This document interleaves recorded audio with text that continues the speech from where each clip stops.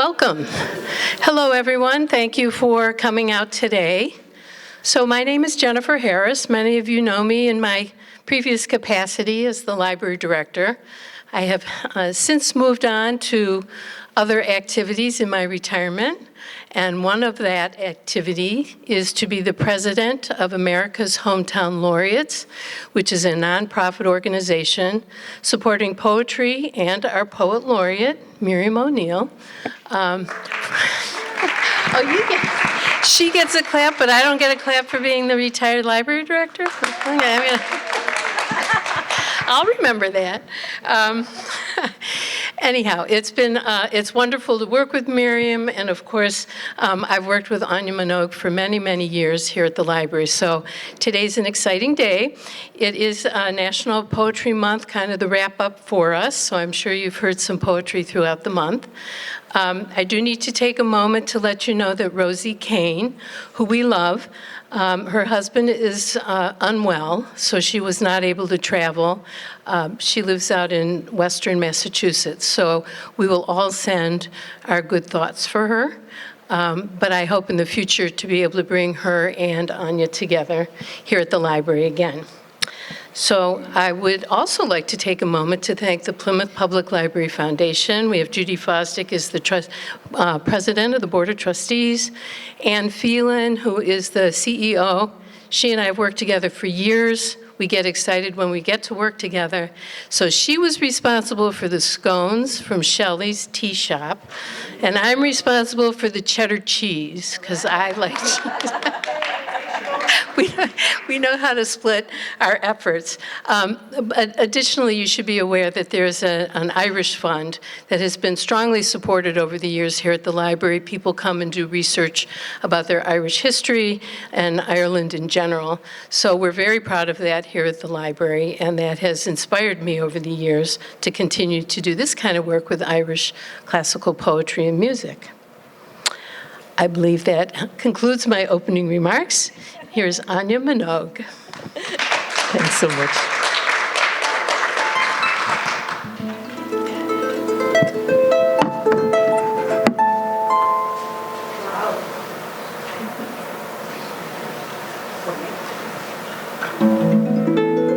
Can everybody hear?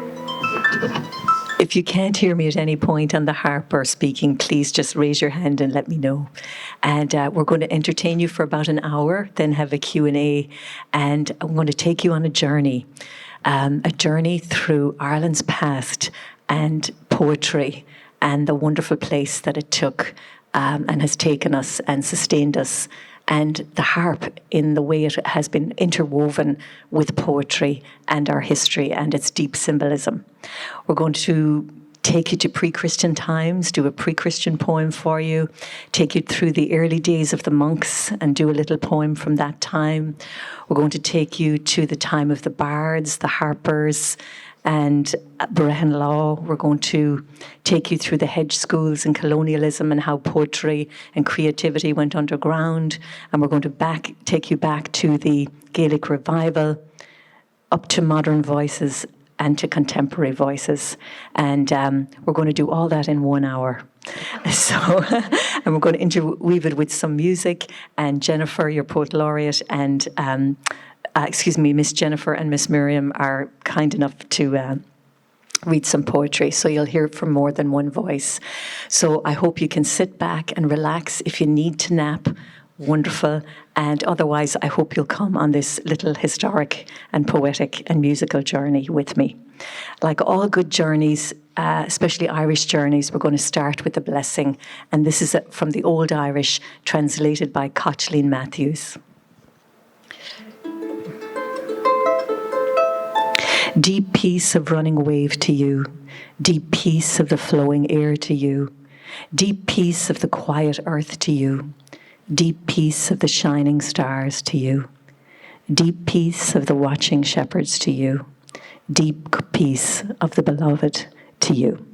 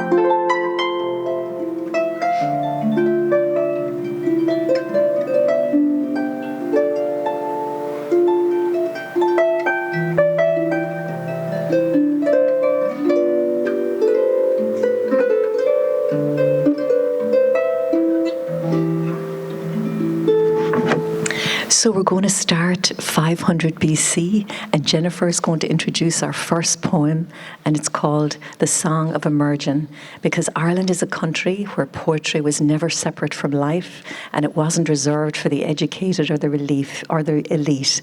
Back to earliest times, it lived in the fields, in kitchen, in memory, in grief, and its song, and often beside it, through history, was the harp. And here is Jennifer to tell one of its first stories. My understanding is this type of poetry is known as a cosmic identification chant. The speaker merges with the elements of the natural world. This is one of the oldest voices we have, where the speaker becomes the world itself. Emergence mystery. I am the wind that blows over the sea. I am the wave of the ocean. I am the murmur of the billows. I am the ox of the 7 combats. I am the vulture on the rock. I am the ray of the sun. I am the fairest of plants. I am a wild boar in valor. I am a salmon in the water. I am a lake in the plain. I am the craft of the artificer. I am a word of science. I am the spear point that gives battle. I am the God that creates the head of the man, the fire of thought. So that poem likely originated in the pre-Christian oral tradition, and it's possibly very ancient, maybe 500 BC. And in later times, it was written down by Christian monks, first in the Laur Gaelga Éireann. And after I play a little tune for you, we will then do something that the monks themselves would have written.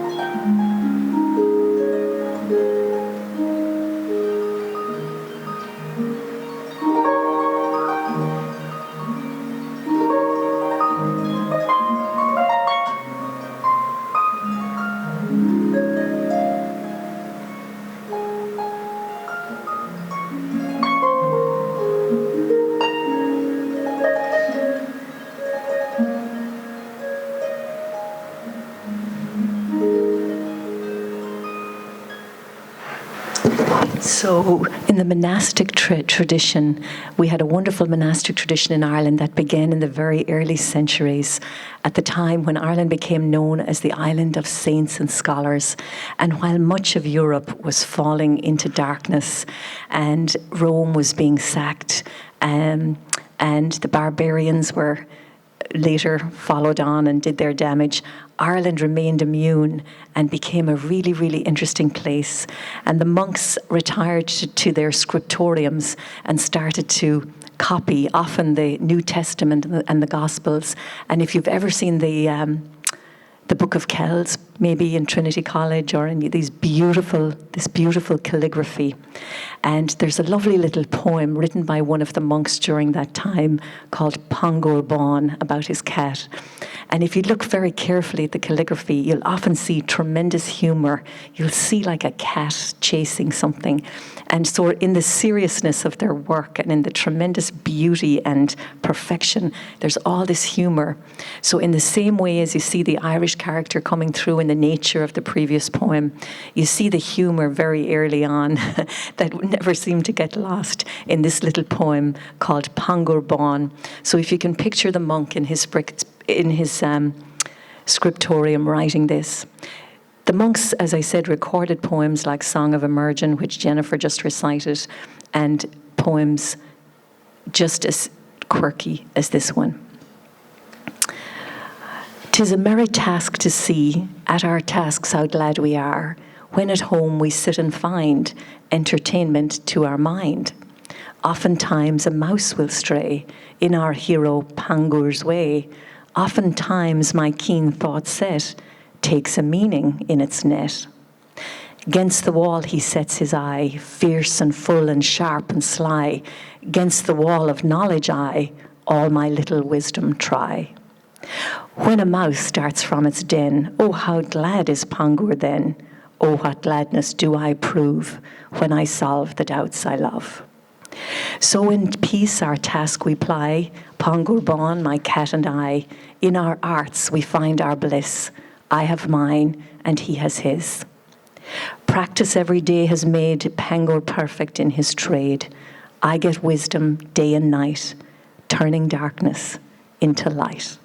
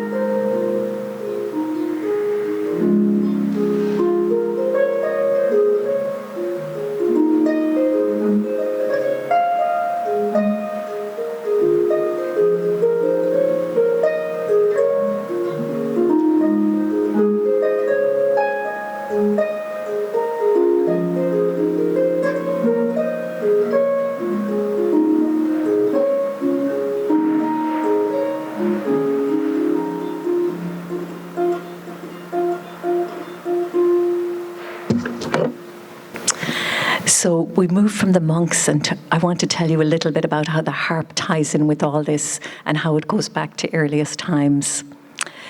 In early Ireland, under the Brehon laws, and there's still a Brehon Law Society in New York, poets and harpists held an esteem almost unimaginable today.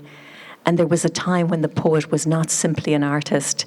You might want to think of it like a poet laureate on steroids. They were part of the structure of society itself. And under the structure of what was called Brehon laws, there existed a learned class. They were highly trained and deeply respected. They weren't just keepers of memories, but they were the poets, the storytellers, and the harpists were known as Nephili. And they didn't just write for an audience. They worked to carry the past forward.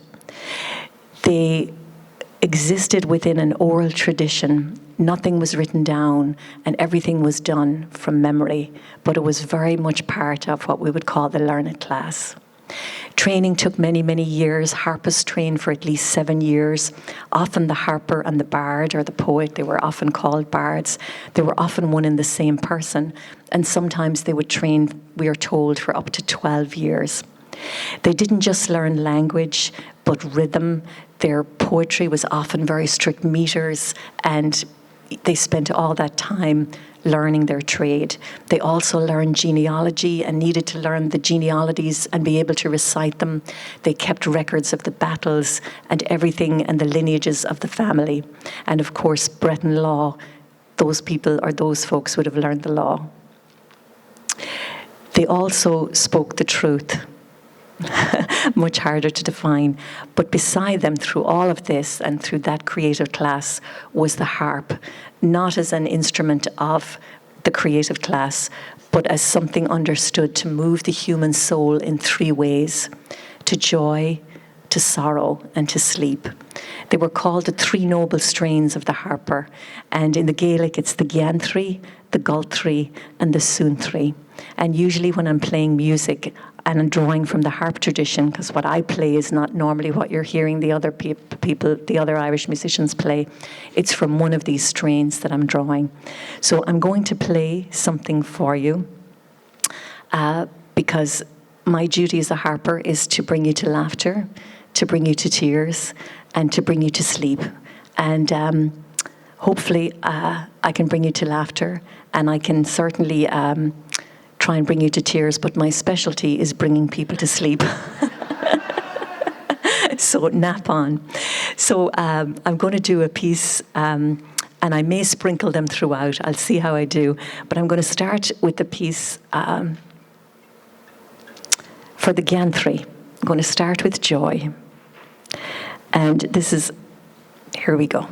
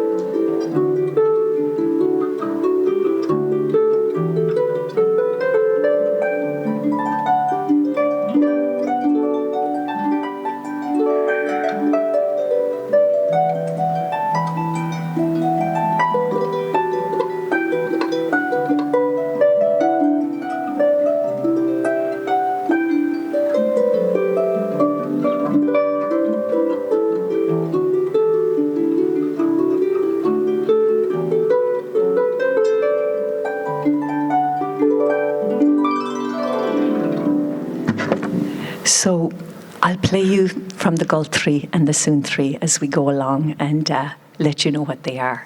And of course, if you've fallen asleep, we'll all know that it's worked. So I want to just go a little bit deeper as to what it was the bards and the harpers did. As I mentioned, sometimes they were one and the same person. And one of the things the bards did was often write very specific types of poetry. And one of the types of poets they wrote was a type of poem called an ashling, sort of like you'd have an ode. Ashling was where the poet would technically fall asleep and he would have a dream and a woman would appear to him and he would describe her in exquisite detail. And over time, the nature of this vision or ashling changed. And as Ireland sort of ran into trouble with their neighbours and went underground, the nature of the ashling poem changed. And the woman that was personified was often expressed allegorically as Ireland. So the ashling came to mean Ireland and the love they were expressing for Ireland that they couldn't say out loud. And so they would name Ireland and their love of Ireland and their loss and sorrow over the loss of the country in songs that appeared to be love songs and ashlings, but were in fact political statements. And those types of songs, they would be called Caitlín ní Thuilleáin, which was Kathleen Houlihan, or Roisin Dubh, Dark Rosaleen. So this is a tune called Ashling, which is like a tone poem. So these are notes as words. And a lot of times people say to me, just play. So I'm just going to play.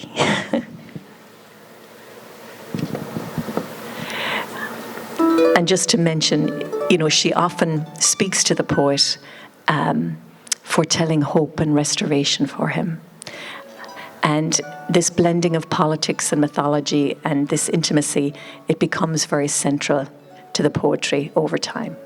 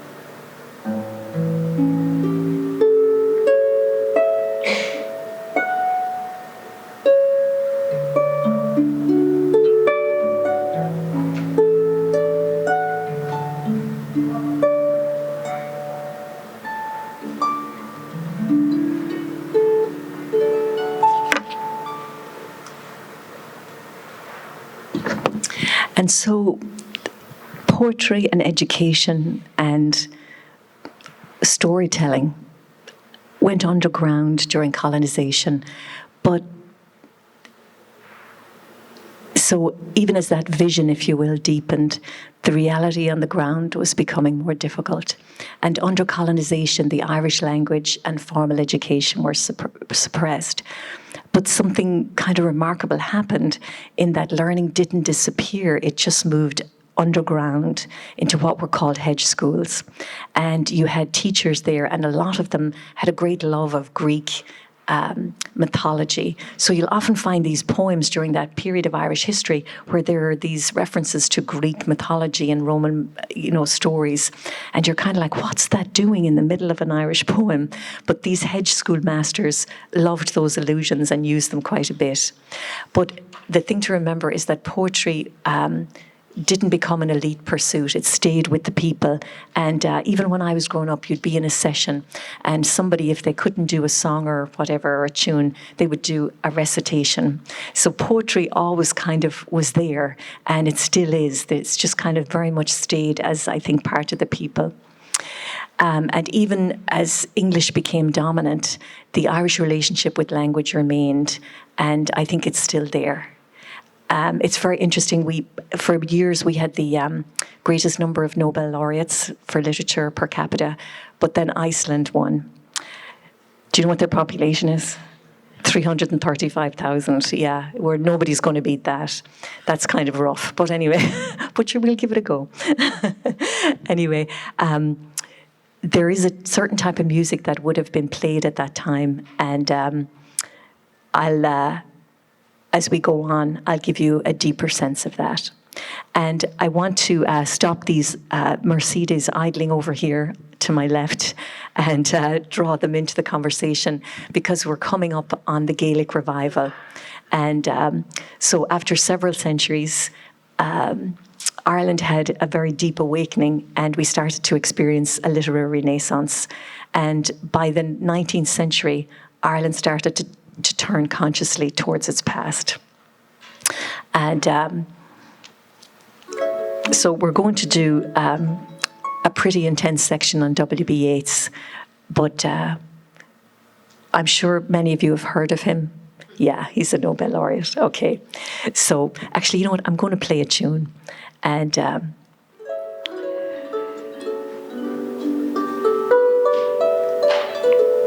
And this is music that would have been played during the time of the hedge schools, actually. So just before I go on to the literary renaissance, I'm going to leave a little of this behind.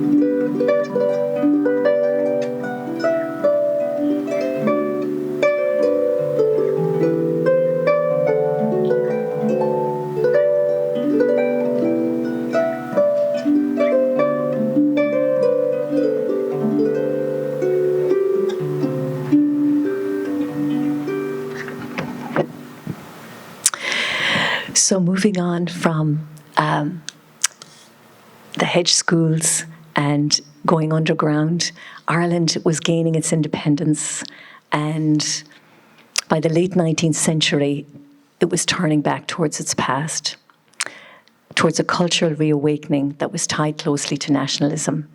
At its very heart were figures like W.B. Yeats and Lady Gregory, who was a mentor to playwrights like J.M. Singh, Sean O'Casey. She was very instrumental in helping form the Abbey Theatre and putting on their plays. And she used to take them all down to Coole Park, this beautiful home she had. She went around, started collecting fairy tales, folk tales of Ireland. She tried to learn Irish, which is interesting because she had a bit of a lisp. And that must have been quite something to behold. And she really was kind of like a den mother to them all. And her home in Coole Park, Yeats even wrote a poem about it. You know, the trees are in their autumn beauty, the woodland paths are dry, under the October twilight, the water mirrors a still sky. Upon the brimming water among the stones are 9 and 50 swans. And if you ever visit Ireland, you can drive right by and just drive in and see, and the swans are still there. And you just can feel Yeats's presence. And the thing about Yeats that's so interesting is that Ireland was being reborn, and he reached back into its past. And in addition to being a genius of a poet, he was able to help Ireland to identify itself as it was being reborn into the new century and into its new identity. And I had to do a presentation last year for a group of people from India, and they had a poet who was a contemporary of Yeats, who, I think it's Tagore was his name, who Yeats introduced to the West, who did exactly the same thing. He took the ancient mythology of India, which had been under colonization, was gaining independence. He took the mythology and he took the spirituality, and he helped identify for people and help them regain their identity as to who they were in this new century. And anyway, Miss Jennifer is now going to read for us one of Mr. Yeats's poems. I have to say that sitting up here, I get a great view of the harp. So if you ever want to recite poetry for me, there are some advantages. The Song of the Wandering Angus. This is in memory of Lee Regan. I'm looking over at her husband, Wes, and sister, Terry. Lee was a beloved reference librarian here at the library, and she was started at North Street.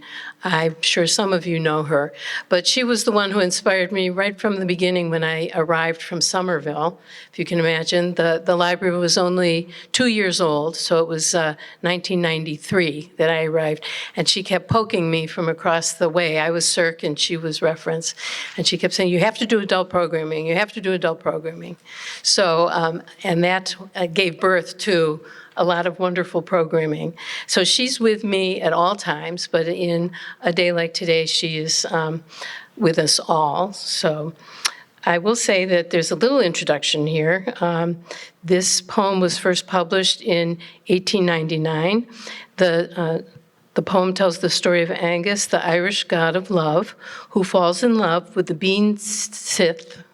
Banshee in a dream. He then spends his life searching for her. And there's, of course, full of mythological allusions. The significance of hazelwood, woods for making candles, the significance of apples in Irish myth and mythology. So here we go.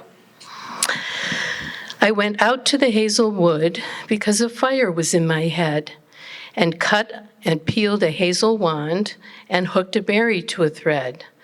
And when white moths were on the wing and moth-like stars were flickering out, I dropped the berry in a stream and caught a little silver trout. When I laid it on the floor, I went to blow the fire aflame, but something rustled on the floor and someone called me by my name. It had become a glimmering girl with apple blossom in her hair. She called me by my name and ran and faded through the brightening air. Though I am old with wandering through hollow hills and hilly lands, I will find out where she has gone and kiss her lips and take her hands and walk among the long dappled grass and pluck till time and times are done the silver apples of the moon, the golden apples of the sun.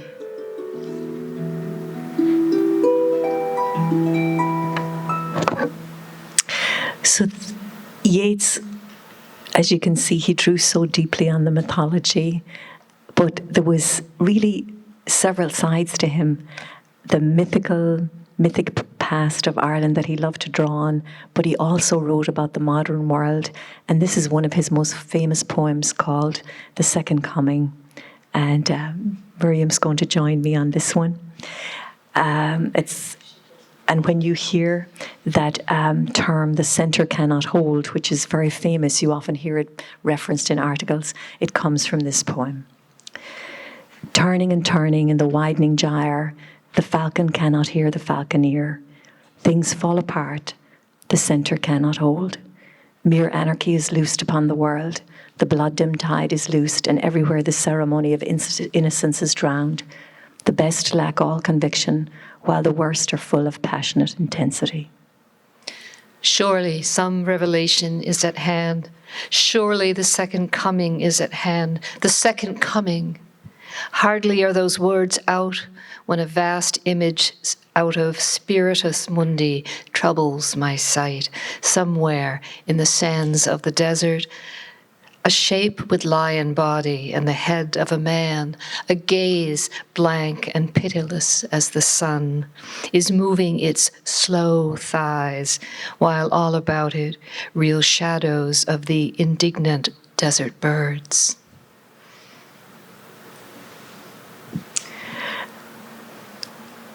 The darkness drops again, but now I know that 20 centuries of stony sleep were vexed to nightmare by a rocking cradle. And what rough beast, its hour come round at last, slouches towards Bethlehem to be born.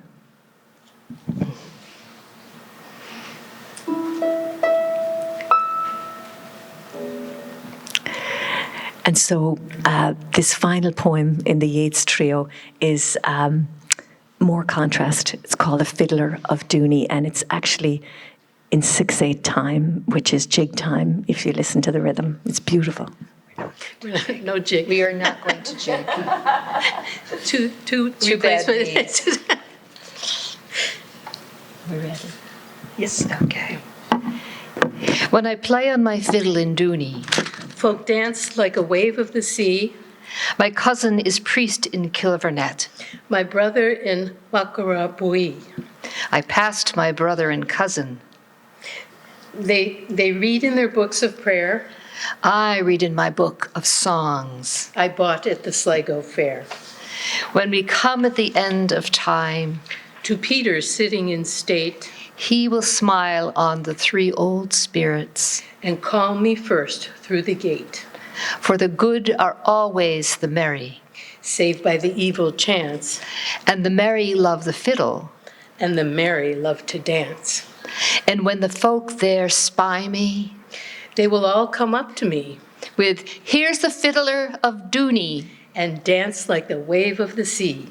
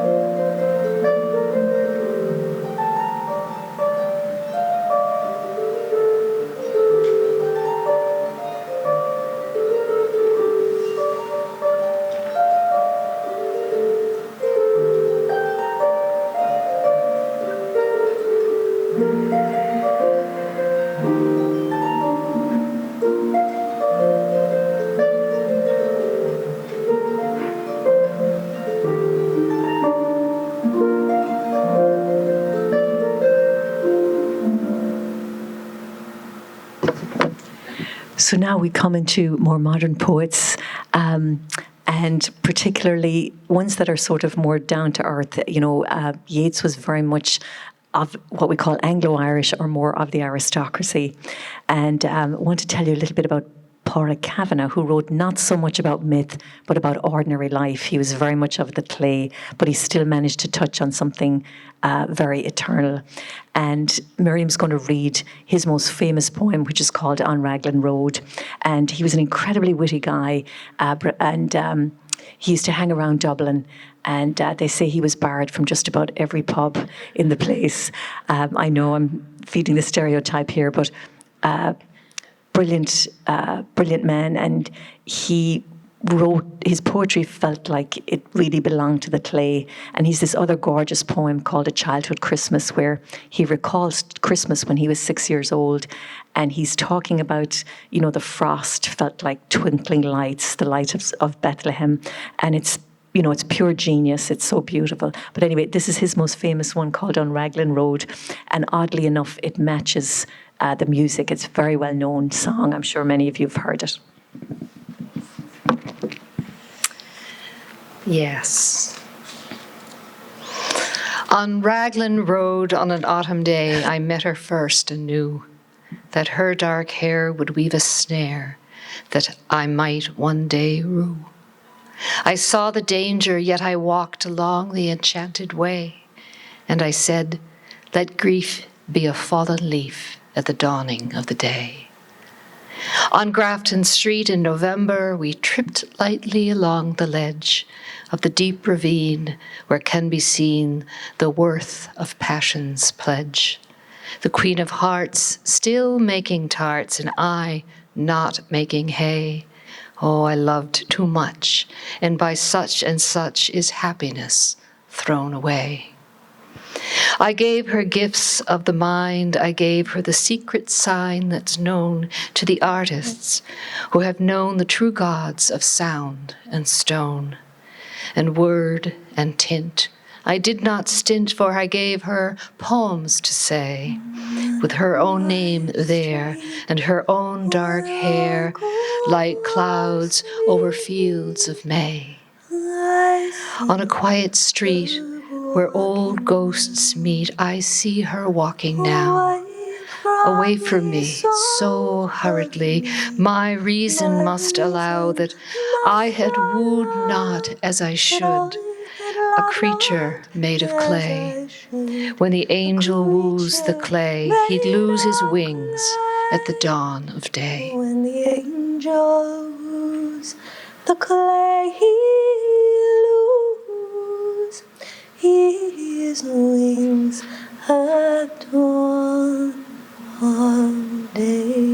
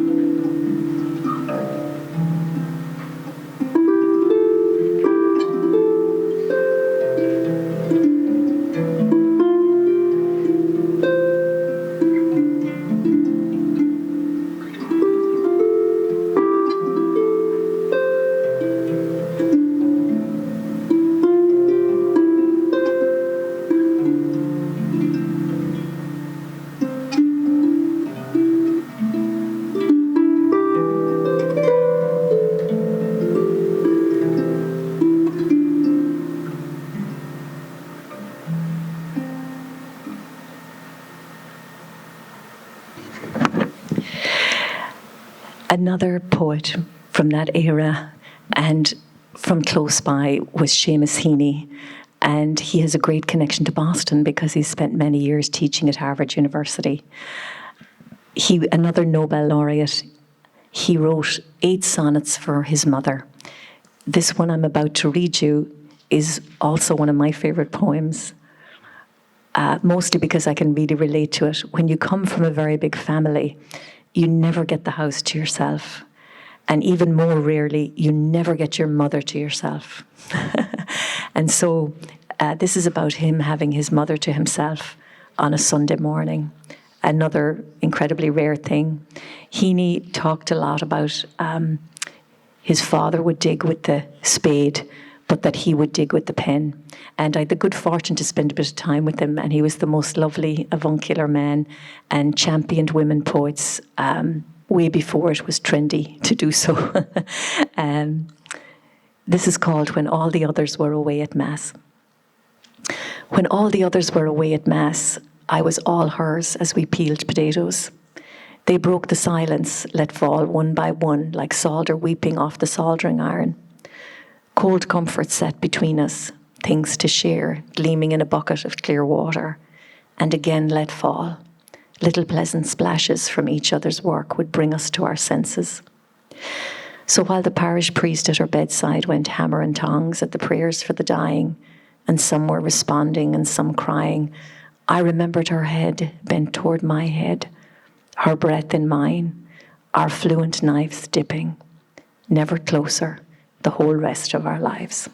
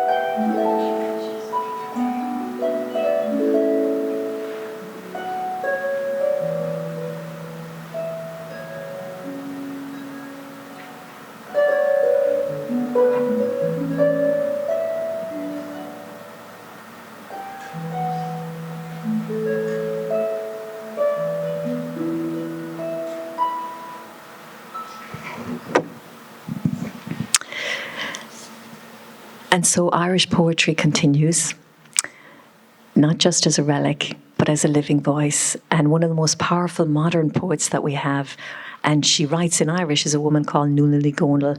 She draws deeply from myth, the feminine voice, the sea, and the concept of transformation. And Miriam is going to read one of her poems called The Mermaid, and I'm just going to give you a little taste at the beginning and end of the poem of the Irish translation. And the English was translated by Paul Muldoon, and we have to give a shout out to the translators. And Heaney himself did a great deal of translation, not necessarily from the Irish, but he translated Beowulf and did some wonderful stuff. So anyway, this is The Mermaid by Nuala Ní Dhomhnaill. Dúsigh sí, agus ní rá a herbhil éisc an. Níos mó agus tíg sa labba lé, bhí an dá rud fada fuair seo, ba gói leat gur God mar a iad, no slamící fiola. And I get to read the English. She awoke to find her fishtail clean gone, but in the bed with her were two long, cold thingamies. You'd have thought they were tangles of kelp or collops of ham. They're no doubt taking the piss at being New Year's Eve, half the stag legless with drink, the other half playing pranks. Still, this is taking it a bit far. And with that, she hurled the two thingamies out of the room. But here's the thing. She still doesn't get why she tumbled out after them. Our silver tip, how she was connected to those two thingamies, and how they were connected to her. It was the sister who gave her the wink and let her know what was what. You have one leg attached to you there and one leg underneath that. One leg, two legs, a one and a two, and now you have to learn what they can do. In the long months that followed, I wonder if her heart fell the way her arches fell, her instep arches. Inso na misa fada alan, neither hitch a cree, the rare mar a hitch, throigt na kusha erhi a harasi. And so we've come to the end, just about, of our journey. You'll recall we began in pre-Christian Ireland, made our way to the monks in their monasteries in the scriptorium, to the bards in the great halls with the harpers. Thank you very much. Hold your applause. And the filly and the creatives, right through the hedge schools and poetry going underground, up to the Gaelic revival, through Seamus Heaney and all these wonderful poets, and finally ending with an Irish language poet, Nuala Ní Dhomhnaill. And through all this, Ireland's poetry has survived the loss of its language, colonisation, migration, and changed, and yet it still remains. But the poetry, as I mentioned, never separate for the people, and is how people have remembered, grieved, loved, and made meaning. And maybe this is why, even now, the word and the harp, with its three noble strains, are never far from each other. And as we started, we will end with a blessing. And this one's a really simple one. And it recalls many of the invocations and incantations of the monks. May you, may you, may you. And that was carried as far as Greenwich Village in the 60s by people like the Clancys, who ran into Bob Dylan, who turned it into May you stay forever young. Yeah, the message carries. May the road rise to meet you. May the wind be at your back. May the sun shine upon your face. May the rain fall softly on your fields. And until we meet again, may God hold you in the hollow of his hand. And I'm going to finish with a piece called The Dove's Return, which is something I wrote as a prayer for peace.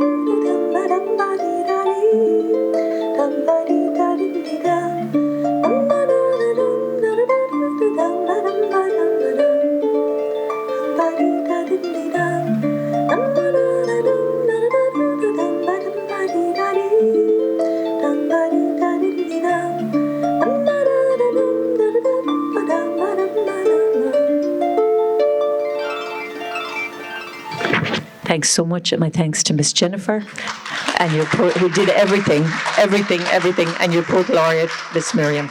Thank you.